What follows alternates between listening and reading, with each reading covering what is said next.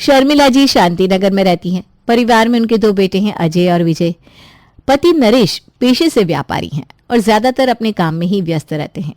शर्मिला जी के बेटे शादी लायक हो गए हैं और इसीलिए आजकल वो दोनों बेटों की शादी की चिंता में परेशान नजर आती हैं। घर और पास का कोई रिश्तेदार ऐसा नहीं जिससे उन्होंने अपने बेटों के लिए कोई अच्छी लड़की देखने के लिए ना कह रखा हो। एक दिन शर्मिला की बहन मनोरमा का फोन उसके पास आता है। अरे जीजी, सही बताए तो आजकल अरेंज मैरिज के लिए लड़के या लड़की ढूंढना भूसे के ढेर में से सुई ढूंढने के बराबर हो गया है। पता नहीं क्या जमाना आ गया। चाहे लड़का हो या लड़की, गांव का हो या शहर का, सबको अपनी पसंद से शादी करनी है। अब जब हर कोई पहले ही अपने लिए दूल्हा दुल्हन पसंद किए बैठा है तो ये अरेंज मैरिज के लिए लड़के लड़कियां मिले कैसे? बिल्कुल ठीक कहा बहन तुमने। अरे मैं तो खुद इसी बात से परेशान हूँ। आजकल जिधर भी रिश्ता चलाओ ना, थोड़े दिन बाद पता चलता है उसका तो कहीं और ही टांका फिट है। भाई हमें तो ऐसी लड़कियों से बड़ा डर लगता है। कोई ऐसी वैसी लड़की दुल्हन बनकर घर आ गई तो पता नहीं मेरे बेटे की जिंदगी का क्या होगा। अरे जीजी, क्यों चिंता करती हो? मुश्किल है, असंभव नहीं। अब देखो, मैंने जो लड़की ढूंढी है 100% गारंटी है। लड़की सुंदर, सुशील, गुणी है। घर परिवार भी बहुत अच्छा है। माता पिता खानदानी है। बाकी तुम अजय को लेकर कल ही रामपुर चली आओ। आजकल अच्छे रिश्ते मिल नहीं रहे। कहीं ये भी हाथ से निकल गया ना, फिर हमसे ना कहना। बहन मनोरमा की बात सुनकर अब तो शांति की रात की नींद भी उड़ गई थी। किसी तरह वो रात बिताती है और अगले दिन सुबह ही घर में सबको फरमान जारी कर देती है कि किसी के पास समय हो या ना हो, आग लगे या तूफान आए, लेकिन उसे तो पहली फुर्सत में ही बहू देखने के लिए जाना है। अरे भाग्यवान, तुम तो ऐसे आफत मचा रही हो जैसे वो दुनिया की आखिरी लड़की है और उससे तुम्हारे लड़के का रिश्ता पक्का नहीं हुआ तो कमारा रह जाएगा तुम्हारा सपूत। आप ऐसा ही समझ लीजिए, लेकिन अब मैं आपकी कोई बहानेबाजी नहीं सुनूंगी। अरे 25 का था अजय तब से लड़कियों के लिए रिश्ते देखने मैंने शुरू किए थे और आज 30 का होने आया, लेकिन एक ढंग का रिश्ता नहीं मिला। और उसके ना आधे जिम्मेदार तो आप हैं, क्योंकि जब भी कोई ढंग का रिश्ता मिलता था तो आप बात को टालते रहते थे और जब तक हम लड़की वालों के यहाँ पहुंचते थे उसका रिश्ता कहीं और हो जाता था। सारी जिंदगी व्यापार ही चलाते रहेंगे आप। बच्चों की जिंदगी का ख्याल है या नहीं? पत्नी के तेवर बड़े आक्रामक नजर आ रहे थे, इसलिए नरेश जी भी चुप हो जाते हैं और अगले ही दिन शर्मिला का परिवार रंगोली के घर उसे देखने के लिए पहुंच जाता है। वाह बेटा, कितना खूबसूरत नाम है तुम्हारा, रंगोली। सही बताए तो हमने तो आज तक ये नाम कभी सुना भी नहीं था। जिसका नाम रंगोली है वो हमारे घर आ जाएगी तो हमारा घर तो खुशियों से भर देगी। बिल्कुल ठीक कहा बहन जी आपने। हमारी रंगोली है ही ऐसी, जहाँ रहती है ना जान डाल देती है। बस हमें तो एक अच्छी लड़की की तलाश है। सही बताए तो मनोरमा बहन ने बताया कि जिस तरह से आप अपने लिए बहू ढूंढने के लिए एड़ियां घिस रही हैं ना, हम भी एक अच्छा दामाद ढूंढने के लिए सालों से एड़ियां घिस रहे हैं। आजकल का जमाना इतना शातिर हो गया है ना कि किसी पर भरोसा करने का दिल ही नहीं करता। रंगोली की माँ की बात सुनकर तो शर्मिला को ऐसा लगा जैसे किसी ने उसके दिल की बात कह दी हो। रंगोली बेटा, तुम अंदर जाकर चाय नाश्ते की तैयारी देखो, हम बड़े बैठकर बातें करते हैं। कुछ देर बाद रंगोली की माँ अंदर रसोई में जाती है। बेटा, बहुत अच्छा रिश्ता है, लड़का भी बहुत अच्छा है, उसका परिवार भी हीरा है, हीरा। देखो ये रिश्ता हाथ से जाने ना पाए। ठीक है माँ, मेरी तरफ से तो आपको कोई दिक्कत नहीं होगी, बाकी भगवान की जैसी मर्जी। कुछ देर बाद शर्मिला एक बार फिर रंगोली को बुलाती है। अच्छा बेटा, वैसे तो हमें ये रिश्ता बहुत ही पसंद आया। हम पूछ रहे थे कि तुम्हारा खान पान कैसा है, मतलब खाना वगैरह बना लेती हो? कांदा लहसुन ये सब डाल के मसाले वाला? नहीं माँ जी, कांदा लहसुन मैं नहीं खाती हूँ। मैं तो हर सोमवार का उपवास करती हूँ, सुबह शाम मंदिर में दिया जलाती हूँ। लहसुन की तो मुझे बदबू से भी नफरत है। बिल्कुल ठीक कह रही है मेरी बेटी बहन जी। अरे इसके सामने कोई कांदा लहसुन खा लेना तो इसे ही उल्टी आ जाती है। ये तो तुरंत नहाने के लिए बाथरूम में चली जाती है। ऐसे संस्कार है मेरी बेटी के। अरे भगवान, ये क्या कर दिया तूने।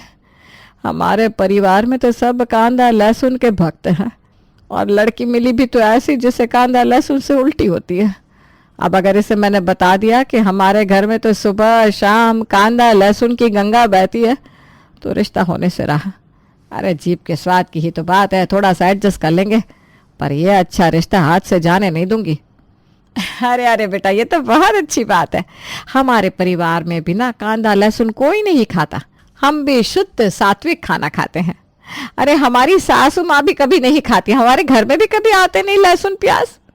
चलिए बहन जी, ये तो वही बात हो गई कि पूरे 36 के 36 गुण मिल गए। अब इससे अच्छी बात क्या हो सकती है। अगर आप लोगों को कोई एतराज ना हो तो हम अजीब बेटे के हाथ पर कुछ शगुन रखकर रिश्ता रोकना चाहेंगे। अरे हाँ हाँ बहन जी, बिल्कुल हमारी भी यही इच्छा है। अब जब हम सब परिवार आपके यहाँ आए हैं तो रंगोली का रोका करके ही लौटते हैं और फिर जल्दी ही तारीख भी निकलवा लेंगे शादी की। दोनों परिवारों ने रोकी का कार्यक्रम झटपट निपटा लिया और इसके बाद शर्मिला वापस अपने घर लौट गई। घर आकर, बेटा एक बात पूछूं, वहां रंगोली को देखकर पहले तो तेरा चेहरा बड़ा खिल रहा था, लेकिन जब से रोका हुआ है तब से तेरे चेहरे की लालटेन क्यों बुझी हुई है? भाई क्या बात है, शादी करने की इच्छा नहीं है क्या वहां पर? मम्मी वो बात नहीं है, शादी तो करनी है और रंगोली मुझे पसंद भी है, लेकिन आपने ये क्या रायता फैलाया वहां पर? क्यों बोला कि हम शुद्ध सात्विक खाना खाते हैं? सुबह होती है कांदा पोहे से, दोपहर हो शाम हो कांदा लहसुन के बिना तो हमारा खाना होता ही नहीं है। तो ये क्या बोल दिया आपने? तो तू क्या चाह रहा है बेटा, तेरे कांदा लहसुन खाने के शौक के लिए मैं इतना अच्छा रिश्ता हाथ से जाने देती? अरे उम्र बीत रही है तेरी, और तेरे बाद फिर इस विजय की शादी भी तो करनी है। बस एक बार शादी हो जाए तो फिर झटपट इसके लिए भी लड़की देखना शुरू कर दे। एक तो इतनी मुश्किल से एक ढंग का रिश्ता टकराया है, अब उसे भी इस छोटी सी बात के लिए मैं हाथ से जाने देती क्या? मम्मी ये छोटी सी बात लग रही है क्या आपको? और इस तरह से झूठ बोलकर शादी कौन करता है? अब जब शादी करके भाभी हमारे घर आएंगी तब क्या उन्हें पता नहीं चलेगा कि उनके ससुराल में सब कांदा लहसुन खाते हैं? तुम्हारे लिए कांदा लहसुन खाना बीवी लाने से ज्यादा जरूरी है क्या? एक तो वैसे ही मोहल्ले की औरतों ने जीना मुश्किल करके रखा है मेरा। जब भी मिल जाती है तभी बेटे की शादी कब हो रही है, बेटे की शादी कब हो रही है पूछ के मेरा दिमाग खाली करती है। और बेटा ऐसा है कि सामने अच्छी लड़की मिल रही है तो कांदा लहसुन देख रहा है। तो भाग्यवान, बात तो अजय विजय ठीक ही कह रहे हैं ना। अब तुम झूठ बोलकर ऐसी लड़की को इस घर में ले आओगी तो कैसे गुजर करेगी वो कांदा लहसुन वाले इस ससुराल में? सुना था ना उसकी माँ क्या कह रही थी, उसने अगर कांदा लहसुन देख भी लिया तो उल्टी हो जाती है, वो नहाए बिना रह नहीं पाते। जब हम यहाँ पर सुबह दोपहर शाम कांदा लहसुन खाएंगे तो क्या वो पूरा दिन बाथरूम में ही बिताएगी बच्ची? देखो सब लोग कान खोलकर सुन लो, अजय की शादी रंगोली से ही होगी।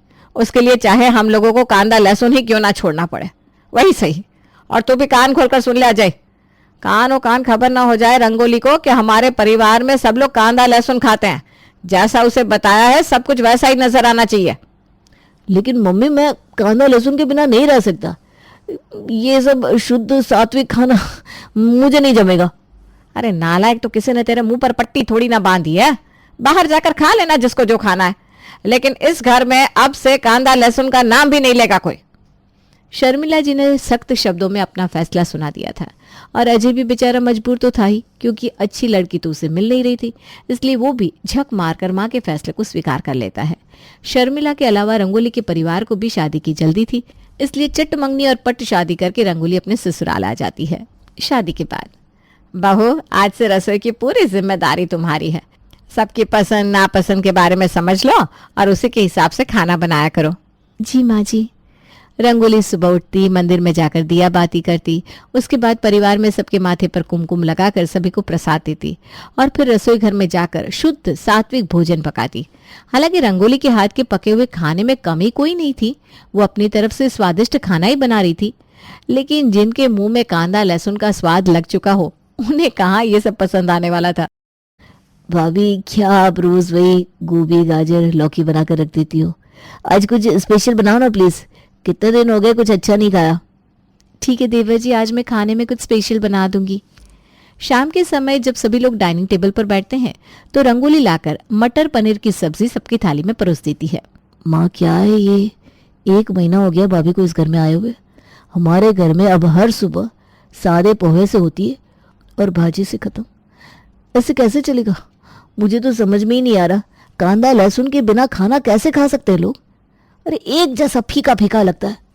अगर कुछ स्पेशल बनाने को बोलो तो भाभी लाकर पनीर बना देती है। अरे कितना पनीर खाएगा कोई? अब तो पनीर के नाम से चिढ़ होने लगी है मुझे। 30 दिन में 20 बार पनीर खिला दिया है भाभी ने।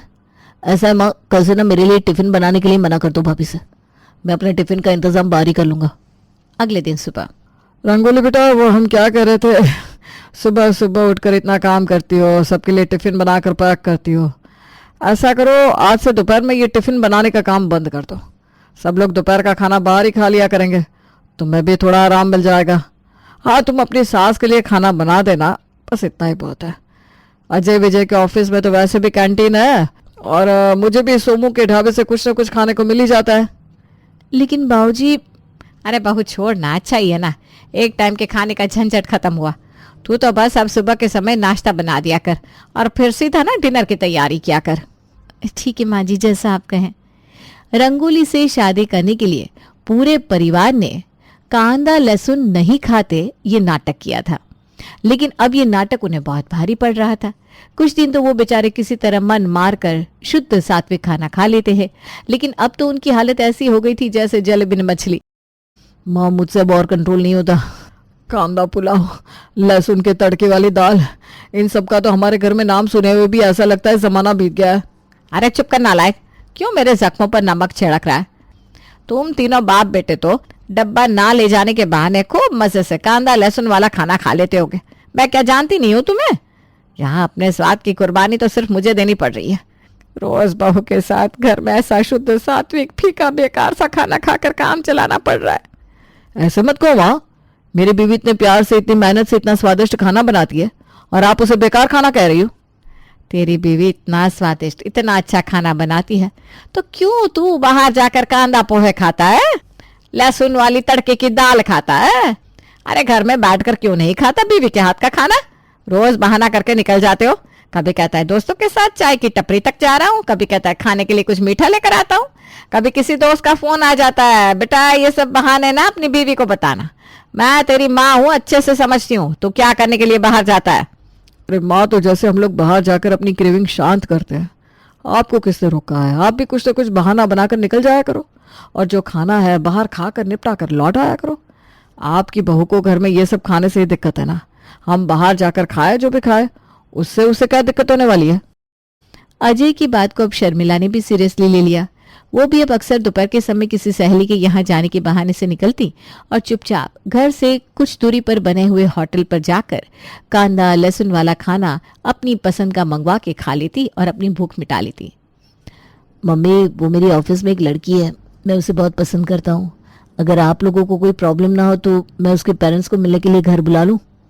हाँ बेटा, तू तो इसी दिन के इंतजार में बैठा था कि बड़े भाई की शादी हो जाए तो तू अपना नंबर लगवाए। अब जब तूने लड़की पसंद ही कर लिया तो ले आ बेटा उसके माँ बाप को। बड़े की शादी करने में बहुत जूते घिस लिया हमने, हमारे लिए तो अच्छा ही है, बवाल खत्म होगा। जल्द ही छोटे बेटे की शादी भी स्वीटी से हो जाती है। शादी के बाद स्वीटी देखो, मैंने तुम्हें पहले ही बताया था कि मेरी फैमिली में ना सब कांदा लहसुन वाला खाना ही खाते हैं। हाँ, तो प्रॉब्लम क्या है? मैं भी तो कांदा लहसुन वाला खाना खाती हूँ, सब लोग मिलकर मजे से बनाएंगे। वही तुम्हें बताने वाला हूँ कि सब लोग कांदा लहसुन खाते तो है लेकिन पार्टी नहीं कर सकते, क्योंकि मेरी भाभी ना शुद्ध सात्विक खाना खाती हैं, उनके सामने कांदा लहसुन का नाम भी नहीं ले सकते। इसलिए हम खाते ज़रूर हैं लेकिन घर में नहीं, घर से बाहर जाकर खाते हैं, और भाभी को इस बारे में कानों कान खबर भी नहीं हो पाती। विजय, अब ये क्या नया नाटक है? तुम्हें ये सब मुझे शादी से पहले बताना चाहिए था ना। अब मैं तुम्हारी भाभी के लिए अपना खाना तो नहीं बदल सकती। स्वीटी मैडम, भाभी के लिए उसकी सास ने अपना खान पान बदल लिया तो तुम तो वैसे भी घर की छोटी बहू हो, थोड़ा सा एडजस्ट कर लो ना यार, क्या फर्क पड़ता है? और कोई तुम्हें खाने से नहीं रोक रहा, हाँ बस थोड़ा सा मैनेज करना पड़ेगा। अब शादी तो हो ही चुकी थी, स्वीटी बेचारी करती भी तो क्या, इसलिए वो अपना मन मार के रह जाती है। शादी को कुछ ही दिन बीते थे कि स्वीटी का मन कांदा लहसुन वाला खाने के लिए ललचाने लगता है। ऐसा करती हूँ, आज एक्स्ट्रा कांदा लहसुन वाली बिरयानी मंगवा लेती हूँ। भाभी कौन सा पूछने वाली है इसमें कांदा लहसुन डला है कि नहीं और बिरयानी पर थोड़ी ना लिखा है कि इसमें क्या डला है। स्वीटी ऑनलाइन कांदा लहसुन वाली बिरयानी ऑर्डर कर देती है और आराम से अपने कमरे में बैठकर खा रही थी कि तभी जेठानी रंगोली उसके कमरे में आ जाती है। अरे स्वीटी, अकेले अकेले बिरयानी खा रही हो? मुझे भी टेस्ट कराओ, तुम्हें पता है ना बिरयानी मुझे भी बहुत पसंद है। अरे बाप रे बाप, फंस गई। स्वीटी झट से बिरयानी की प्लेट जमीन पर गिरा देती है। ओए, भाभी गलती से ना पूरी प्लेट गिर गई, अब तो ये बेकार हो गई, बिरयानी खाने लायक नहीं बची। स्वीटी बिरयानी उठाकर कूड़े में फेंक देती है। हे भगवान, अगर भाभी गलती से ये बिरयानी खा लेती तो आज तो अनर्थ ही हो जाता। अगले दिन स्वीटी देखती है कि दोपहर के समय रंगोली अपने कमरे में आराम कर रही है। यही सही मौका है। ऐसा करती हूँ, आज जीरा राइस और लहसुन तड़का दाल मंगवा लेती हूँ।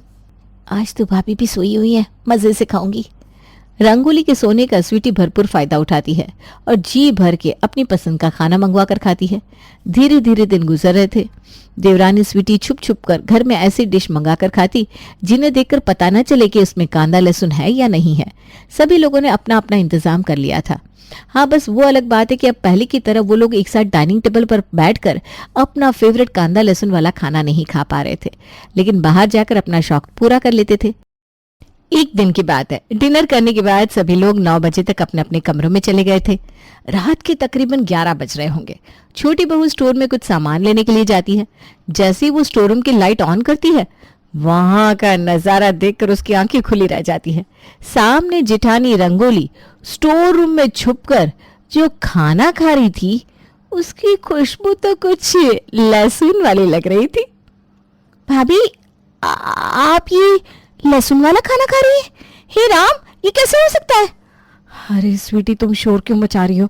देखो, मुझे पता है इस घर में कांदा लहसुन कोई नहीं खाता, लेकिन मैं क्या करूं, मुझसे ना कंट्रोल ही नहीं हो रहा था। इतने दिन हो गए मेरी शादी को, मुझसे रहा नहीं गया, तो मैंने यहाँ स्टोर रूम में खाने का सोचा, और देखो मेरी फूटी किस्मत, उसमें भी मैं पकड़ी गई। स्वीटी ने इतने जोर से शोर मचा दिया कि उसकी आवाज सुनकर सास, ससुर और घर के बाकी लोग भी स्टोर रूम में आ गए। अरे बहू, ये सब हम क्या देख रहे हैं? ओ माँ जी, मेरी माँ ने बोला था कि रिश्ता हाथ से जाना नहीं चाहिए। मेरे कांदा लहसुन खाने की बात पे आप लोग रिश्ता ना तोड़ दे, उसी डर से मैंने उस समय आपसे झूठ बोल दिया, और फिर झूठ के नाम पर बना हमारा ये रिश्ता। इस झूठ के सहारे चलता रहा। ऐसा नहीं है कि मैंने कोशिश नहीं की खुद को बदलने की, लेकिन जब मुझसे रहा नहीं जाता ना, तो मैं ऐसे ही स्टोर रूम में छिपकर कभी कभी, हाँ सिर्फ कभी कभी, कांदा लहसुन वाला खाना खा लेती हूँ। बाकी माँ जी, पूजा पाठ, श्रद्धा भक्ति, वो सब एकदम असली था। बस ये कांदा लहसुन वाली बात मैंने आपसे झूठ बोली। अरे बेटा सॉरी, झूठ तो हमें भी तुझसे नहीं बोलना चाहिए था। दरअसल हम सब बिना कांदा लहसुन खाते हैं। यहाँ पर शुद्ध सात्विक खाना तो कोई नहीं खाता। तेरे डर से हम सब छुप छुप के बाहर जाकर खाते थे, और तू हमारे डर से छुप कर यहाँ बैठ कर खा रही है। अरे इससे तो अच्छा होगा ना कि हम सब मिलजुल कर एक साथ डाइनिंग टेबल पर बैठ कर खाएं। बस उस दिन का दिन था कि कांदा लहसुन न खाने वाली बहू का कांदा लहसुन वाला ससुराल अब कांदा लहसुन खाने वाली बहू के कांदा लहसुन वाले ससुराल में बदल गया। नहीं समझे? अरे छोड़ो ना। मम्मी जी, एक से एक लड़कियां हैं शहर में, लेकिन देवर जी को पसंद आई भी तो कौन? वो गांव में रहने वाली गहना। अरे कहाँ हमारा पूरा पढ़ा लिखा हाई क्लास परिवार, और कहाँ वो देहात में रहने वाली लड़की। मैं तो आपसे पहले ही कह रही थी कि देवर जी को उस गांव वाली शादी में मत जाने दो। ना उन्होंने वहां चाहत को देखा होता, और ना आज हमें ये दिन देखना पड़ता।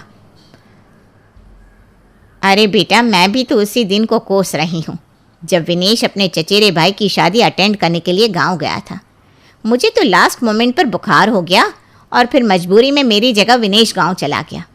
मुझे क्या पता था कि वो वहाँ बारात में शामिल होने नहीं जा रहा, बल्कि अपने बारात की तैयारी करने जा रहा है। पता नहीं क्या जादू चलाया उस गवाह लड़की ने। अब इस गहना के आगे विनेश को कोई और नजर ही नहीं आ रहा। अरे मम्मी जी, आप तो देवर जी की माँ हैं, आप कहिए ना वो लड़की हमारे घर की बहू नहीं बन सकती। जब मेरी किटी फ्रेंड्स पूछेंगे कि तेरी देवरानी कहाँ की है, कितना पढ़ी लिखी है, तो मैं क्या जवाब दूंगी? यही सोच सोच के परेशान हो जाती हूँ। अरे नालायक, तुझे अपनी सहेलियों की पड़ी है। मैं तो ये सोचकर परेशान हूँ कि रिश्तेदारों को क्या जवाब देंगे। अरे मैं अपनी सहेलियों के सामने क्या जवाब दूंगी? सबकी बहू में मैं कमी निकालती थी, अब मेरे घर में बहू बनकर ये गवार आ रही है। पता नहीं मुझे क्या क्या सुनने को मिलेगा। और तुझे क्या लगता है मैंने मना नहीं किया विनेश को? अरे थक गई उसे समझाते समझाते, लेकिन लड़का टस से मस होने का नाम नहीं ले रहा। चाहत और मालती कभी नहीं चाहती थी कि गहना उनके घर में बहू बनकर आए, लेकिन मालती अपने बेटे की जिद के आगे बेबस हो गई थी, और इसी कारण ना चाहते हुए भी आखिर में गहना शादी करके मालती के घर आ जाती है। शादी के बाद, मम्मी जी आज मेरी पहली रसोई है, बताइए मुझे क्या क्या बनाना होगा? पूछ तो ऐसे रही जैसे मैं कहूँगी इटालियन बना ले तो ये बना कर तैयार कर देगी। अरे दाल चावल सब्जी रोटी के अलावा आता क्या होगा इसे? नाम तक नहीं सुने होंगे आधी डिशेस के।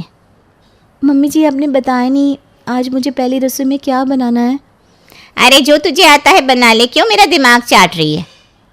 सास के मुंह से ऐसा जवाब सुनकर गहना थोड़ी उदास हो जाती है, लेकिन फिर वो अपनी पहली रसोई के लिए किचन में पहुंच जाती है।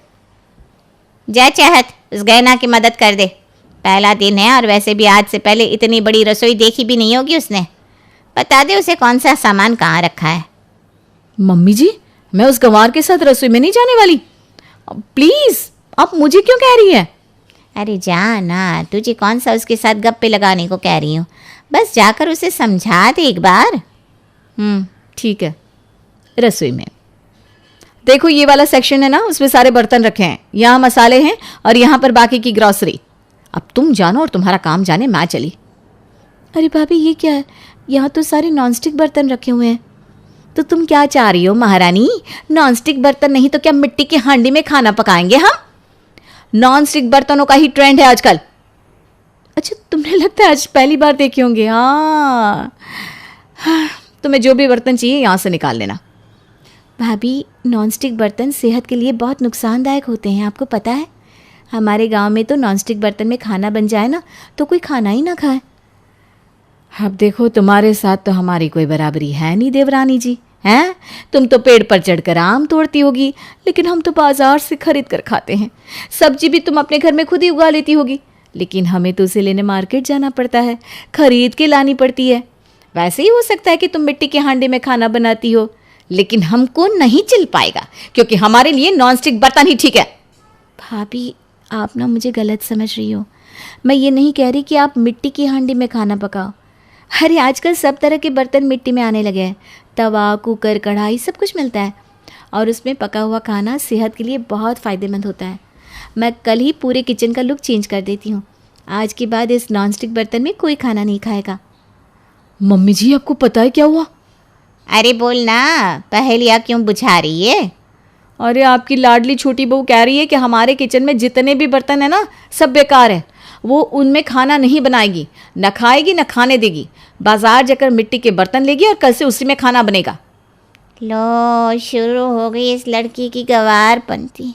आते ही अपने रंग दिखाने शुरू कर दिए। अरे तुमने समझाया नहीं उसे, ये अपना देसीपन अपने गांव में छोड़कर आए। ये शहर है और यहाँ पर ना थोड़ा स्टैंडर्ड मेंटेन करना पड़ता है। अब हम मिट्टी के बर्तनों में खाना बनाएंगे तो क्या इज्जत रह जाएगी हमारी? तुझे पता है बड़ी बहू, चंद्रिका दीदी की बहू है ना एनी, अरे लंदन से पढ़ाई करके आई है। जब भी मिलती है ना दीदी अपनी बहू की तारीफ में कसीदे पढ़ती हैं।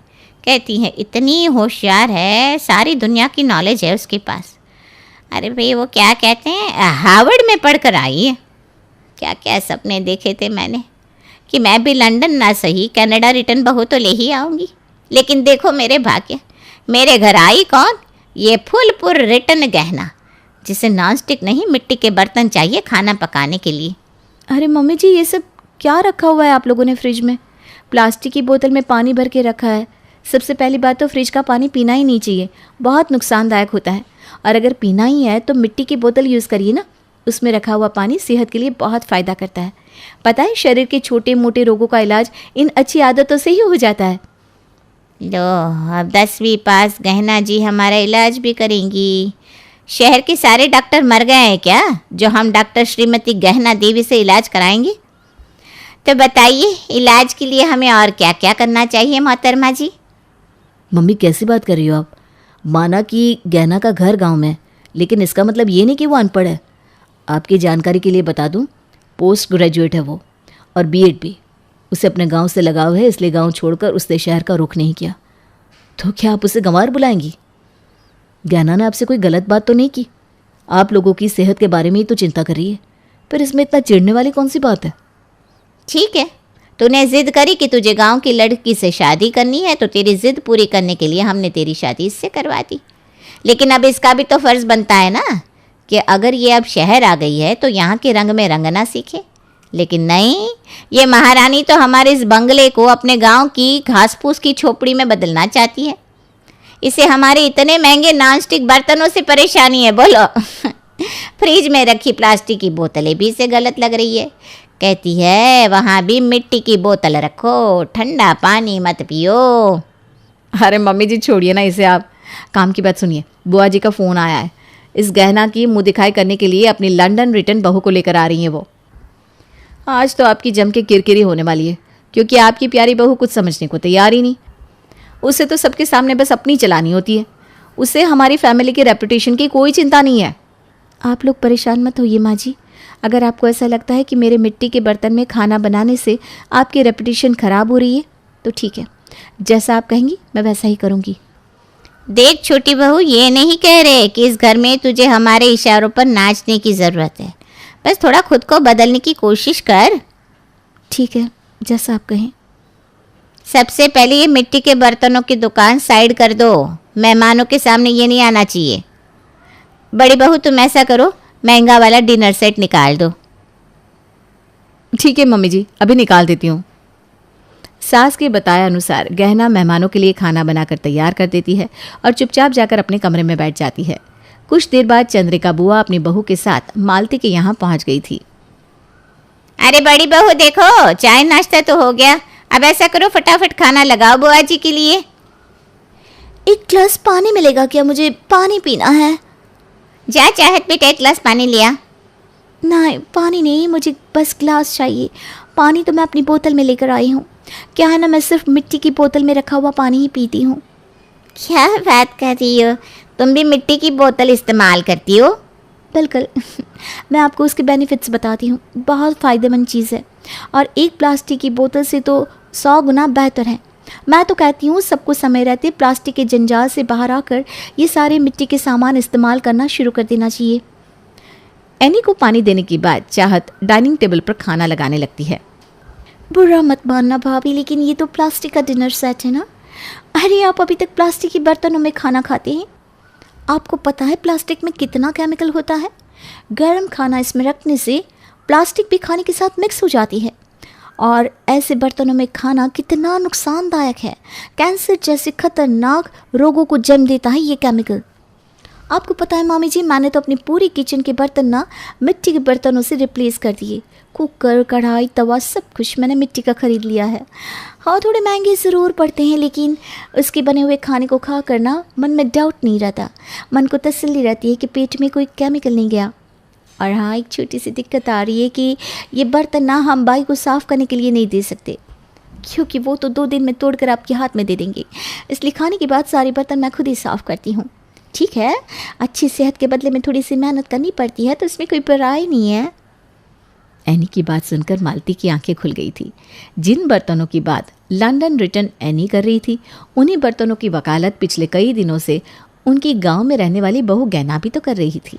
लेकिन उसे गांव की गंवार समझकर मालती और उसकी बहू चाहत सिर्फ मजाक ही उड़ा रही थी।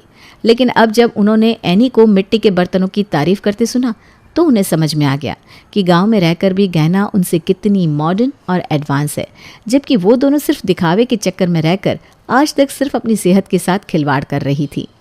चाहत और मालती अपने किए के लिए गहना से माफ़ी मांगते हैं और फिर सभी खुशी से मिलकर रहने लगते हैं। प्रिया और राम की शादी के बाद ससुराल में ये प्रिया की पहली सर्दियां होती हैं, जिसमें वो फैमिली वेकेशन का प्लान बनाकर पूरे एक्साइटमेंट के साथ सबको पहाड़ों और बर्फ में घूमने जाने का प्लान बताती है, जिसे सुनते ही सास की सिट्टी पिट्टी गूल हो जाती है। तुम्हारा दिमाग तो नहीं घूम गया? सर्दियों में भला बर्फ वाली जगह पर कौन जाता है? नहीं नहीं, कोई नहीं जाएगा। वही लोग जाते हैं जिनकी वजह से होटल, ट्रेन और फ्लाइट्स बुक्ड है। मम्मी जी, ऐसी जगह का असली मजा ही सर्दी के मौसम में आता है। फिर सर्दी में अकड़ जाने पर खांसी, जुकाम और बीमारी में भी उतना ही मजा आता होगा, है ना? अरे बहू, इस मौसम के साथ तेरी मम्मी का पिछले जन्म से बैर है। सर्दियां शुरू होते ही ये घर से बाहर निकलना तक बंद कर देती है, और तुम सीधा कश्मीर जाने की बात कर रही हो। ये सब मुझे नहीं पता। हम चारों का पूरा टूर मैं प्लान कर चुकी हूँ, इसलिए हम जरूर जाएंगे।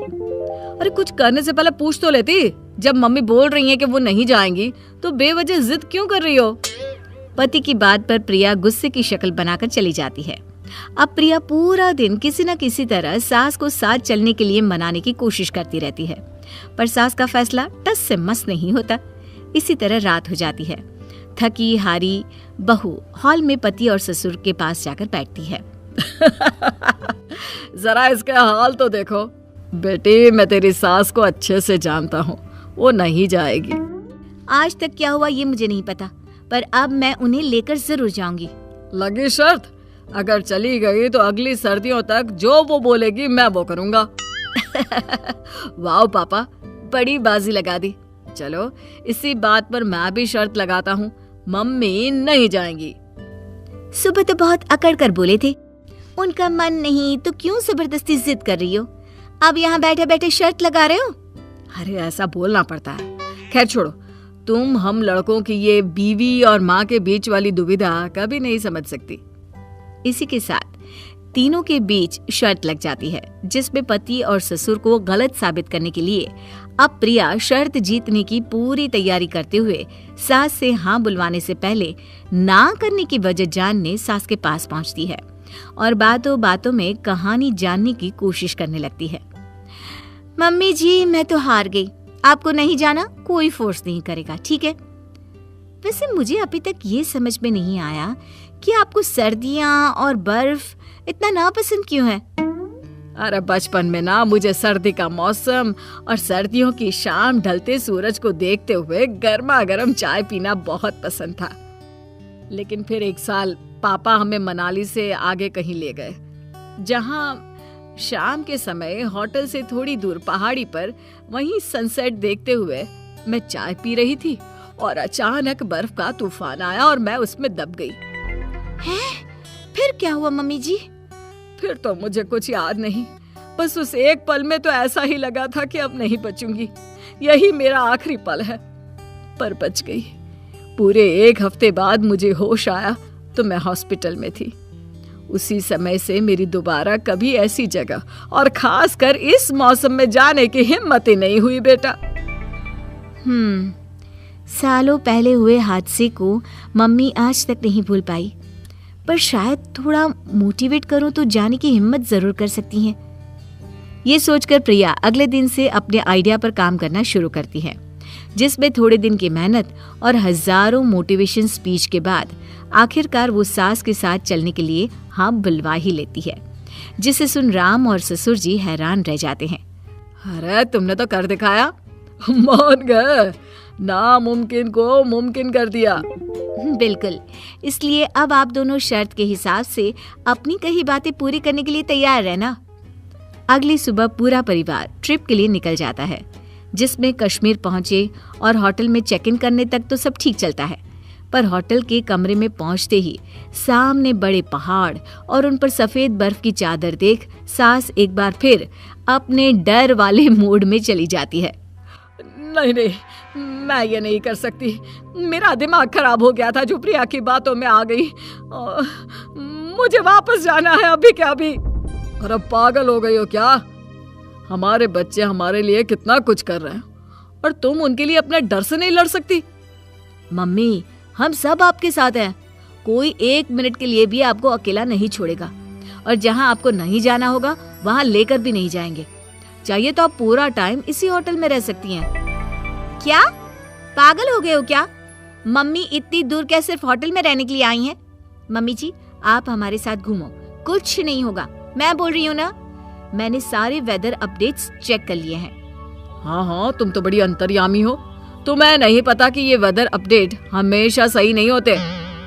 अब प्रिया और राम की अपनी ही लड़ाई शुरू हो जाती है, जिसे देख पहले से परेशान सास बिना कुछ बोले और सोचे समझे तुरंत कमरे से बाहर निकल जाती है। अरे कहाँ आकर फंस गई, अंदर गई तो उन्हें झेलना पड़ेगा और यहाँ खड़ी नहीं रह सकती। घर वापस जाने की जिद में सास होटल रिसेप्शन पर पहुंचकर उनसे वापस जाने की इंक्वायरी करने लगती है। मैडम, बर्फ ज्यादा गिरने की वजह से रास्ते ब्लॉक हो गए हैं, इसलिए इस वक्त कोई भी ट्रांसपोर्ट यान से एयरपोर्ट या स्टेशन नहीं जा पाएगा। बस मैडम आप बुरा ना माने तो पूछ सकती हूँ कि चेक इन करते ही आपको चेकआउट क्यों करना है? अरे मेरी मर्जी, नहीं रहना मुझे यहाँ, मुझे बस अपने घर वापस जाना है। मैडम अगर आप चाहें तो वापस जाने तक आप हमारे होटल के बैक साइड का व्यू चेक करके वहाँ रिलैक्स कर सकती हैं। वैसे तो मैं दावे से कह सकती हूँ कि उसके बाद आपका वापस जाने का मन ही नहीं करेगा, लेकिन अगर फिर भी प्लान चेंज नहीं हुआ तो मैं खुद आपको छोड़ कर आऊंगी। गेस्ट से इस तरह बात करने पर तुम्हारे बॉस तुम्हें कुछ बोलते नहीं क्या? वैसे तो ये होटल मेरा ही है, पर हाँ कभी कभी कुछ बेवकूफियों पर मैं खुद को डांट ही देती हूँ। ज्यादातर यहाँ के काम मैं खुद ही करती हूँ, तो लोगों को गलत फहमी होती रहती है। सास काफी देर तक रिसेप्शन पर खड़ी बातें करती रहती है, जिस पर प्रिया उन्हें ढूंढती हुई वहां पहुंचती है और फिर दोनों कमरे में वापस आ जाती हैं। लेकिन सास के दिमाग से होटल बैकसाइड वाली बात नहीं निकलती, जिस पर कुछ देर बाद वो दोबारा कमरे से बाहर निकलती है और जैसे ही होटल के बैकसाइड पहुंचती है तो सच में वहां का नजारा देख हक्की बक्की रह जाती है। यहीं परिवार वाले भी सास का पीछा करते वहां पहुंच जाते हैं। वो ये क्या है? क्या मैं सही देख रहा हूँ? क्या सच में मेरी आंखों के सामने बादल है? उसने सच कहा था, ये नजारा तो किसी को भी मंत्रमुग्ध कर सकता है। आई प्रॉमिस, बुकिंग करते हुए मुझे भी नहीं पता था कि यहाँ ऐसा कुछ होगा। जहाँ पूरा परिवार सामने बादल, आसमान और बर्फ के संगम का मंत्रमुग्ध नजारा देख स्तब्ध खड़े होते हैं, वहीं पीछे से होटल की मालकिन आती है। तो डर खत्म हुआ? वो तो पता नहीं, पर खूबसूरती जरूर आंखों में बस गई है। मैं अब इसे और बहुत ज्यादा देखना चाहती हूँ, दिल भर के, दिल खोल के। माँ के हाथ के खाने के तो सब दीवाने होते हैं, लेकिन सुमित्रा निवास में ऐसा नहीं है। सुमित्रा के हाथों में खाना बनाने का ऐसा टैलेंट है कि अगर कोई एक बार उसके हाथ का खाना खा ले तो दोबारा कभी उससे खाना नहीं मांगेगा। लेकिन अब सुमित्रा के घर आई है उसकी नई नवेली बड़ी बहू, जिससे घर वालों के दिल में थोड़ी सी राहत होती है कि कम से कम अब उसके आने से घर में थोड़ा बहुत अच्छा खाना तो खाने को मिल ही जाएगा। लेकिन क्या सच में ऐसा हो पाता है? चलिए देखते हैं। वाह, मटर पनीर! क्या बात है भाभी, आपने तो अपनी पहली रसोई में ही कमाल कर दिया। कितना मस्त लग रहा है ये मटर पनीर। हाँ बहुत, देखने में तो खाना बहुत अच्छा लग रहा है। बस अब जल्दी से परोस दे, मुझसे तो सब्र ही नहीं हो रहा। जी मम्मी जी। साक्षी सबको खाना परोसती है, लेकिन सब लोग जैसे ही खाना खाते हैं तो उन्हें यकीन ही नहीं होता कि ये खाना साक्षी ने बनाया है। मैं मान ही नहीं सकता कि ये खाना साक्षी ने बनाया है। ये खाना तुमने बनाया ना सुमित्रा? अरे नहीं जी, मैंने खाना नहीं बनाया। जब आज बहू की पहली रसोई है तो खाना तो वही बनाएगी ना। रहने दो माँ, झूठ मत बोलो। अगर ये खाना भाभी ने बनाया है तो इसका टेस्ट बिल्कुल तुम्हारे हाथ के खाने जैसा कैसे है? हाँ, बहुत ही गंदा टेस्ट है। क्या? तुम्हारे कहने का मतलब क्या है? एक कह रहा है कि खाने का टेस्ट बिल्कुल तुम्हारे हाथ के जैसा है और दूसरा कह रहा है कि खाने का टेस्ट गंदा है। अरे भाग्यवान बच्चे मजाक कर रहे हैं शायद। तुम्हें पता तो है हमारे बच्चे कितने मजाकिया हैं। खाना बहुत अच्छा बना है बहू, खा लो बेटा चुपचाप, पहली रसोई है बहू की। यार पापा, हमने तो सोचा था भाभी घर में आएगी तो कुछ अच्छा अच्छा खाने को मिलेगा, लेकिन उनके हाथ का खाना तो माँ के हाथ के खाने से भी बदतर है। क्या कुछ कहा क्या देवर जी? मैं नहीं तो भाभी, मैं भला क्या ही कहूँगा। बस कह रहा था कि खाना ना बहुत लाजवाब बनाया है आपने, लेकिन पता नहीं अचानक मेरे पेट में ना दर्द कैसे शुरू हो गया, इसलिए कुछ खाया नहीं जा रहा। मुझे भी अचानक दांत में दर्द शुरू हो गया है बेटा, मैं अभी कुछ खा नहीं पाऊंगा आज। अभिषेक और उसके पापा तो वहाँ से बहाना बनाकर 9-2-11 हो जाते हैं, लेकिन अब फंसता है तो सौरव। अब उसकी वाइफ ने घर में पहली बार खाना बनाया है तो उसे तो खाना ही पड़ेगा। वो बेचारा बड़ी ही हिम्मत करके साक्षी के हाथ का खाना खाता है। कहाँ फंस गया यार, अब पता चला हर बार पापा को मम्मी के हाथ का खाना ज़बरदस्ती क्यों खाना पड़ता था। मुझे समझ में नहीं आता ये लोग खाने में ऐसा कौन सा मसाला डालते हैं जो इनके खाने का टेस्ट इतना गंदा हो जाता है। मुझसे तो अब एक और निवाला भी नहीं खाया जा रहा, क्या करूँ क्या करूँ। क्या हुआ जी, आपको खाना पसंद नहीं आया क्या? आप तो कुछ खा ही नहीं रहे। अब नहीं पानी पानी। सौरभ जानबूझकर खांसने की एक्टिंग करता है। ये लीजिए पानी पी लीजिए। लगता है मैंने कुछ ज़्यादा ही खा लिया, बस अब और नहीं खा पाऊंगा, बार बार खांसी आ रही है ना। ये खाना तुम और मम्मी खा लो। क्या? अरे नहीं बहू, मैंने भी ना बहुत खा लिया। अब तो खा ले बेटा और सब खत्म कर देना। हाँ है? अच्छा ठीक है मम्मी जी। अब कुछ दिन तो सब लोग नई बहू की वजह से खाने के बारे में ज़्यादा कुछ कह नहीं पाते, लेकिन अब रोज़ रोज़ वो ऐसा खाना खाते तो कैसे खाते। कुछ दिन बाद, भैया अब नहीं खाया जाता भाभी के हाथ का खाना। पहले मम्मी ऐसा खाना बनाती थी और अब भाभी भी ऐसा ही खाना बनाने वाली आ गई। देखो अब तो मैं बाहर ढाबे से ही सब्जी लेकर आऊँगा, क्योंकि अगर मैंने थोड़े दिन ऐसा खाना खा लिया ना तो मेरी तो जीने की इच्छा ही खत्म हो जाएगी भैया। सही कह रहा है बेटा, इतने सालों में ऐसा खाना खाकर मैं तो ये भी भूल गया हूँ कि अच्छे खाने का स्वाद कैसा होता है। जवानी में तो अच्छा खाना खाने को मिला नहीं, कम से कम बुढ़ापे में ही अच्छा खाना मिल जाए। अरे क्या खुसुर पुसुर कर रहे हो तीनों बाप बेटा मिलकर? अरे माँ, तुम अचानक यहाँ कहाँ से आ गई? अपने कमरे से।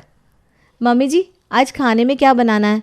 मैं सोच रही थी आलू बैंगन की सब्जी बना लूँ। अरे भाभी आप भी ना जब देखो तब काम करती रहती हो। अरे कभी तो आराम कर लिया करो। एक काम करो, आज ना आप आराम करो, आज सब्जी हम बाहर से ही लेकर आ जाते हैं, आप बस घर पर रोटियां बना देना। अरे कोई बात नहीं देवर जी, मुझे खाना बनाने में कोई परेशानी नहीं होती, मैं बना लूँगी। अरे आपको खाना बनाने में कोई परेशानी नहीं होती, लेकिन हमें उस खाने में बहुत परेशानी होती है। कुछ कहा क्या देवर जी? नहीं भाभी, मैं भला क्या कह सकता हूँ। मैंने कह दिया ना, आज आप आराम करो, मतलब आराम करो। मैं आज सब्जी बाहर से ऑर्डर कर देता हूँ। अच्छा ठीक है। अच्छा बताओ पापा क्या मंगाना है? दाल मखनी मंगाओ या कढ़ाई पनीर मंगाओ या फिर मिक्स वेज मंगाओ? बाहर से तो कुछ भी मंगा ले बेटा, अच्छा ही आएगा। क्या मतलब? बेटा मेरे कहने का मतलब है बाहर का खाना सारा ही अच्छा होता है, तो कुछ भी मंगा लो। अच्छा अच्छा, तो फिर मैं कढ़ाई पनीर मंगा लेता हूँ। मेरा ना आज कढ़ाई पनीर खाने का बहुत मन कर रहा है। ठीक है मंगा ले बेटा। अभिषेक सबके लिए बाहर से कढ़ाई पनीर मंगा लेता है। सब लोग खाना खाने बैठते हैं। वाह, आज कितने दिनों बाद खाने का मज़ा आया है। कितने दिनों बाद मतलब? मैं खाना अच्छा नहीं बनाती हूँ क्या? मेरा मतलब कढ़ाई पनीर से था। कढ़ाई पनीर बहुत दिनों के बाद खाया है ना, तो बहुत दिनों बाद कढ़ाई पनीर खाने का मज़ा आ गया है ना पापा? हाँ बेटा। काश हर रोज़ ऐसा खाना खाने को मिले तो मज़ा ही आ जाए। मुझे बार बार ऐसा क्यों लग रहा है कि आपके मन में कुछ है और आप कुछ बोल रहे हो देवर जी, लेकिन ठीक से बाहर नहीं बोल रहे हो। अरे मैं क्या ही बोलूँगा भाभी, मैं तो बस ये सोच रहा था कि आप हर रोज़ घर का इतना काम करती हो, फिर उसके बाद आपको खाना भी बनाना पड़ता है, कितनी थक जाती होंगी ना आप काम करके। हाँ थक तो जाती हूँ, लेकिन कोई बात नहीं, मुझे ये सब काम करने में और आप सबके लिए खाना बनाने में बहुत मज़ा आता है, अच्छा लगता है। भाभी भाभी कितनी अच्छी हो आप, लेकिन हम आपकी इस अच्छाई का फ़ायदा नहीं उठाना चाहते। हाँ, इसीलिए मैंने तो सोच लिया है कि आज से खाना तो बाहर से ही आएगा, ताकि कम से कम आपको खाना बनाने से छुट्टी तो मिले। अरे लेकिन मुझे खाना बनाने में कोई प्रॉब्लम नहीं है देवर जी। साक्षी, जो अभिषेक कह रहा है मान लो ना, मैं भी यही चाहता हूँ ताकि तुम्हें थोड़ा आराम मिले, इसलिए कल से खाना बाहर से ही आएगा। तुम सिर्फ घर में रोटी और चावल बना लेना। ठीक है। अब हर रोज़ कभी वो लोग रेस्टोरेंट से दाल मंगवाते तो कभी मिक्स वेज, लेकिन बाहर का खाना भी आखिर कोई कितने दिन तक खा पाएगा। कुछ दिनों के बाद वो बाहर के खाने से भी परेशान हो जाते हैं। भैया, इस बाहर के खाने ने तो हमारा भट्टा बिठा दिया। इस महीने 10,000 का तो बाहर से खाना ही मंगवा लिया है हमने। 10 नहीं 12,000 का भाई। मैं महीने में जितने पैसे सेव करता हूँ उतने पैसे तो हमारे खाने में ही चले गए। कुछ और ही सोल्यूशन ढूंढना पड़ेगा इस चीज़ का। इसके अलावा और क्या ही सोल्यूशन ढूंढे भैया, कोई ऑप्शन भी तो नहीं है। ऑप्शन तो अब एक ही है, खुद खाना बनाए। खाना बनाना, वो भी खुद? लेकिन हमें तो बनाना आता ही नहीं, बनाएंगे क्या? रोज़ रोज़ का तो पता नहीं क्या बनाएंगे, लेकिन आज तो नूडल्स बना लेते हैं। बेस्वाद खाने से तो अच्छा ही है और बजट में भी आ जाएगी। चलो भैया फिर बनाते हैं। अरे बनाते क्या है, तू ही जाकर बना लेना। पानी में डालकर मसाले के साथ बॉयल ही तो करना है, और इससे पहले साक्षी या मम्मी नीचे आए नूडल्स रेडी कर ले, वरना वो खुद ही किचन में खाना बनाने चली जाएंगी। सही कह रहे हो भैया, बस अभी बना कर लाता हूँ। अभिषेक किचन में नूडल्स बनाने चला जाता है। इतनी देर में साक्षी और सुमित्रा भी वहाँ आ जाती है। इससे पहले कि साक्षी किचन में कुछ बनाने जाती, अभिषेक नूडल्स बनाकर डाइनिंग टेबल पर सर्व कर देता है। अरे देवर जी, इतने सारे नूडल्स! आपने इतने सारे नूडल्स क्यों बना लिए? कौन खाएगा? सब खाएंगे भाभी। मैंने सोचा आज मैं सबके लिए नूडल्स बनाता हूँ। बहुत अच्छे नूडल्स बनाता हूँ मैं, आपको भी अच्छे लगेंगे। अभिषेक सबको नूडल्स डालकर देता है और सब लोग आराम से उसे खा भी लेते हैं। लेकिन अब रोज़ रोज़ नूडल्स कैसे खाया जाए। अब अगले दिन खाना बनाने की बारी आती है सौरव की। भैया कल तो नूडल्स खा लिए, लेकिन आज नूडल्स खाने का बिल्कुल मन नहीं कर रहा, क्या बनाए? एक काम करता हूँ, आज मैं सबके लिए पोहा बनाता हूँ, जल्दी बन भी जाएगा और कुछ डिफरेंट भी हो जाएगा। इसी तरह अब किसी दिन पोहा तो किसी दिन नूडल्स तो किसी दिन सैंडविच बनाकर खाने पीने का काम चल रहा था। लेकिन ये सब भी आखिर कोई कितने दिन तक खाएगा। घर की रोटी, सब्जी, दाल, चावल अब सबको याद आने लगी। तभी एक दिन सुमित्रा की पड़ोसन मधु उसके पास बैठी थी और अभिषेक वहाँ पर आया। आज खाने में नूडल्स बनाऊँ, पोहा बनाऊँ, क्या बनाऊँ भैया? अरे यार बोर हो गया ये खा खा कर, कुछ और नहीं है क्या? अरे बेटा, तुम दोनों खाने के लिए इतने परेशान क्यों हो रहे हो? साक्षी को बोल दो, वो तुम्हारे लिए खाना बना देगी। अरे नहीं आंटी, साक्षी पहले ही घर का इतना काम करती है ना, तो हमने उसे खाना बनाने से छुट्टी दी हुई है। खाना तो हम ही बनाते हैं, लेकिन प्रॉब्लम यह है कि हमें ज़्यादा कुछ बनाना नहीं आता और एक जैसी चीज़ें खा खा कर अब हम बोर हो गए।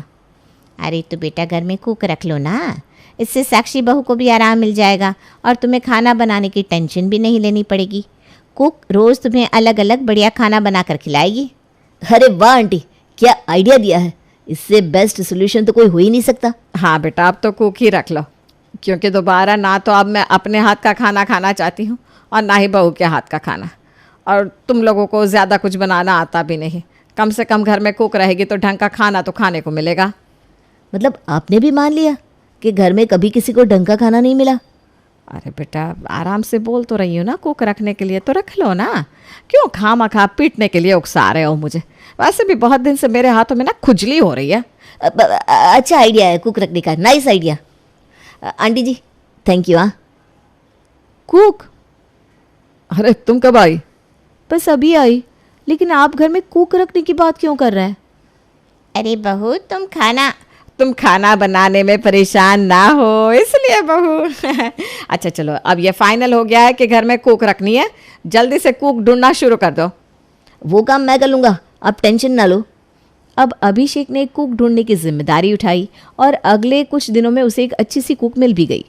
आज तो मज़ा आ ही जाएगा, फाइनली इतने टाइम बाद घर का बना हुआ अच्छा खाना खाने को मिलेगा। क्यों देवर जी, इतने टाइम से आप अच्छा खाना नहीं खा रहे थे क्या? अरे भाभी, बाहर के खाने में और उन नूडल्स में घर के अच्छे खाने जैसी बात कहाँ होती, असली मज़ा तो खाने का आ जाएगा। हाँ, रसोई से खुशबू भी बहुत अच्छी आ रही है। अब तो मेरे भी पेट में चूहे कूद रहे हैं। सरला, ज़रा जल्दी से खाना ले आओ। आ गया खाना माँ जी। वाह वाह, बहुत ही बढ़िया खुशबू आ रही है। क्या बनाया है तूने? मैंने आलू गोभी, दाल तड़का, गर्मा गर्म रोटियाँ और जीरा राइस बनाया है। अब मेरा काम ख़त्म हो गया तो मैं चलती है, कल सुबह आ जाएगी। हाँ ठीक है। सरला के जाने के बाद जैसे ही सब लोग खाना खाते हैं, उन्हें समझ में नहीं आता ये है क्या। ये क्या चीज़ है? ये किस टाइप की दाल है? सच्ची में इतने गंदे स्वाद का खाना तो कभी मैंने और बहू ने भी नहीं बनाया। किसने नहीं बनाया मम्मी जी? बहू ने, विमला की बहू ने। ऊपर से आलू गोभी तो एकदम कच्ची और नमक तो इतना डाल रखा है कि एक हफ्ते तक सब्जी में नमक डालने की ज़रूरत ही नहीं पड़ेगी। अब तो कुक रख के भी कुछ नहीं होगा, कुक का हाल तो सबसे बुरा है। कुक का छोड़ो और घर में परमानेंट कुक लाने के बारे में सोचो। क्या मतलब? मतलब कि तेरी शादी। अरे नहीं पापा, अभी मेरी शादी की उम्र कहाँ है, सिर्फ 26 का तो हूँ मैंने डिसाइड किया है शादी तो 30 के बाद ही करूँगा। अरे चुप कर तू, ऐसे ज़रा वो लड़की तो दिखाना सुमित्रा, जिसे हमने इसके लिए पसंद किया था। हाँ, उसकी फ़ोटो तो मैंने पर्स में ही रखी है, अभी दिखाती हूँ। क्या है, मैंने बोला था ना मुझे अभी शादी नहीं करनी। सुमित्रा अपने पर्स से लड़की की फ़ोटो निकाल कर अभिषेक को देती है, लेकिन वो उसकी फ़ोटो देखे बिना ही वहाँ से चला जाता है। अगले दिन दोनों भाई अपने पापा के साथ हॉल में बैठे टीवी देख रहे थे। तभी मूवी देखते देखते सौरव अचानक से बोला, क्या सही मूवी लगाई है तूने देखने के लिए? क्यों, क्या हुआ? अरे यार देखना, इसमें ये बंदा टिफ़िन सर्विस से खाना मंगवा कर खा रहा है, और जहाँ तक मैंने सुना है टिफ़िन सर्विस का खाना बहुत अच्छा होता है। क्यों ना हम भी एक बार टिफ़िन सर्विस ट्राई करें? अब ये भी करके देख लो बेटा, क्या पता इसी से हमारा बेड़ा पार लग जाए। अब तो यही लास्ट ऑप्शन बचा है हमारे पास। अगर ये भी काम नहीं आया तो पता नहीं क्या होगा, फिर वही सब खाना पड़ेगा। अब सौरभ कहीं से एक टिफ़िन सर्विस ढूंढ लेता है और अगले दिन उनके घर पर उसी टिफ़िन सर्विस से खाना आता है। चलो भाई देखते हैं खाकर टिफिन सर्विस का खाना, स्वाद में अच्छा हो बस, वरना आज तो मेरा माथा सनक जाएगा। हाँ अरे शांत मम्मी शांत, बी पॉजिटिव, खाना अच्छा ही होगा। जल्दी खोलो ना भैया, देखो तो सही खाने में क्या क्या है। अरे हाँ भैया खोलता हूँ। सौरव इतनी एक्साइटमेंट में टिफिन खोलता है, लेकिन उसकी सारी एक्साइटमेंट 1 सेकंड में चूर हो जाती है, क्योंकि टिफिन के अंदर से निकलती है टिंडे की सब्जी और साथ में लौकी। हे भगवान, क्या सोचकर टिफिन सर्विस से खाना मंगाया था और ये क्या आ गया। लेकिन अब तो बहुत भूख लगी है, जो भी है वही खाना पड़ेगा। सब लोग मुंह बनाकर अपनी अपनी प्लेट में खाना डालते हैं, लेकिन जैसे वो खाने को टेस्ट करते हैं उन सबके एक्सप्रेशन बदल जाते हैं। नहीं नहीं, ये नहीं हो सकता, लौकी और टिंडी इतनी टेस्टी, नॉट पॉसिबल। सच में यार क्या खाना है, जिसने भी बनाया है कमाल कर दिया। अरे भैया मैं तो ये सोच रहा हूँ, जिसने लौकी और टिंडे जैसी सब्जी को इतना टेस्टी बना दिया, वो बाकी खाना कितना टेस्टी बनाता होगा। अब तो ये टिफिन सर्विस बिल्कुल फाइनल है, खाना तो अब रोज यहीं से आएगा। अब हर रोज सब लोग टिफिन का वेट करते, लेकिन टिफिन में हर रोज आती तो हरी सब्जियां, कभी पालक के कोफ्ते तो कभी लौकी के कबाब, लेकिन वो इतने टेस्टी होते कि घर वालों को तो हरी सब्जियों से प्यार हो गया। यार मैं तो कभी सोच भी नहीं सकता था इन हरी सब्जियों से इतना टेस्टी खाना बन सकता है। अब तो मेरा हरी सब्जियां खाने के अलावा कुछ और मन करता ही नहीं। मन करता है जिसने भी खाना बनाया है उसका हाथ चूम लूं। आज तो इस लौकी के कबाब ने कमाल कर दिया, वाह भाई वाह। टिफिन सर्विस का खाना खाते खाते लगभग सबको 2-3 महीने बीत गए, लेकिन इतने समय में कोई भी दिन ऐसा नहीं गया जिस दिन टिफिन सर्विस का हरा भरा खाना टेस्टी ना आया हो। लेकिन आज खाना ज़रा लेट हो गया, क्योंकि टिफिन को डिलीवर करने वाले भैया की आज अचानक तबीयत हो गई खराब। टिफिन सर्विस वाली लिली भी परेशान। अरे यार, ये तो मेरे रेगुलर कस्टमर हैं, मेरे भरोसे बैठे होंगे खाने के लिए। भैया तो आज जा नहीं सकते, एक काम करती हूँ, मैं ही टिफ़िन डिलीवर कराती हूँ। लिली अपनी स्कूटी उठाती है और टिफ़िन डिलीवर करने सुमित्रा निवास पहुँच जाती है। घर की बेल बजती है, टिंग डोंग। लगता है टिफिन वाला आ गया। अभिषेक जाकर दरवाज़ा खोलता है, लेकिन दरवाजे के सामने लिली को देखकर उसका दिल तो गार्डन गार्डन हो जाता है। लिली को देखते ही अभिषेक को उससे पहली नज़र में प्यार हो गया। आपका टिफ़िन? हाँ बहुत टेस्टी होता है। थैंक यू, ये लीजिए। एक्सक्यूज़ मी, हेलो, आप ठीक तो है ना? हाँ। अरे कौन है अभिषेक बेटा? ओ सॉरी, टिफिन? जी। अभिषेक लिली से टिफ़िन लेता है और लिली भी अभिषेक की तरफ देखकर स्माइल पास करती हुई वहाँ से चली जाती है। अभिषेक को लिली इतनी पसंद आ जाती है कि वो शाम को उसके पास बहाने से फ़ोन कर देता है। हेलो मिस्टर अभिषेक, आपको इस टाइम टिफ़िन का ऑर्डर देना है क्या? हाँ, वो कल ना मेरे घर पर कुछ गेस्ट आने वाले हैं, तो खाना आप जितना भेजती हो ना उसका डबल भेज देना। अच्छा अच्छा, ओके ओके। और आप जो वो लौकी के कबाब बनाती हो ना, वो ज़रूर बनाना। मैं क्या बताऊँ आपको, कितने टेस्टी लौकी के कबाब बनाती हो आप। अरे सिर्फ लौकी के कबाब क्या, आप तो जो भी बनाती हो बेमिसाल बनाती हो। मैंने आज तक इतना टेस्टी खाना कभी नहीं खाया। और मैं तो ये सोच सोच कर हैरान हूँ कि आप हमेशा हरी सब्जियाँ बनाती हो, और हरी सब्जियाँ कोई इंसान इतनी अच्छी कैसे बना सकता है। यही तो मेरा टैलेंट है। मेरी टिफ़िन सर्विस का नाम ही तो हरी भरी टिफ़िन सर्विस है, और मैंने ठान रखा है कि मुझे लोगों को हरा भरा हेल्दी खाना ही खिलाना है। और लोग तो खाना तभी खाएंगे ना जब वो टेस्टी होगा। इसीलिए मैंने हरी सब्जियों को इतना टेस्टी बनाना सीखने के लिए बहुत मेहनत की, और अब ये मेरी स्पेशलिटी हो गई। इसी तरह बातों बातों में उनकी बातों को 1 घंटा कब निकल गया उन दोनों को खुद भी पता नहीं चला। और उन दोनों को एक दूसरे से बात करना इतना अच्छा लगा कि अब तो वो हर रोज़ एक दूसरे से घंटों घंटों बातें करने लगे। और इन्हीं बातों बातों में एक दिन अभिषेक ने लिली को शादी के लिए प्रपोज भी कर दिया, और लिली ने भी तुरंत शादी के लिए हाँ बोल दी, और आ गई उनके घर में साक्षी की हरी भरी देवरानी। अब तो खाने की प्रॉब्लम हमेशा के लिए सॉल्व। वैसे खाने में क्या है हरा भरा आज? आप खुद ही चेक कर देख लीजिए, मैं बताऊंगी तो यकीन नहीं होगा। ऐसा क्यों लग रहा है कि मैंने तुम्हें पहले भी कहीं देखा है बहू? कहाँ माँ जी? अरे बाप रे बाप, उस दिन मैं तुझे रिश्ते के लिए जिस लड़की की फ़ोटो दिखा रही थी ना, वो लिली ही तो थी। देख ले बेटा, भले ही तूने उस दिन उसकी फ़ोटो नहीं देखी, लेकिन शादी तो आखिरकार तेरी इसके साथ ही हुई।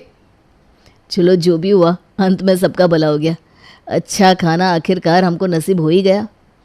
भले ही घूम फिर कर ही सही, लेकिन आखिरकार अभिषेक का रिश्ता लिली के साथ हो जाता है और लिली के आने से घर में इतने सालों से चल रही फाइनली टेस्टी खाने की प्रॉब्लम हमेशा के लिए सुलझ जाती है।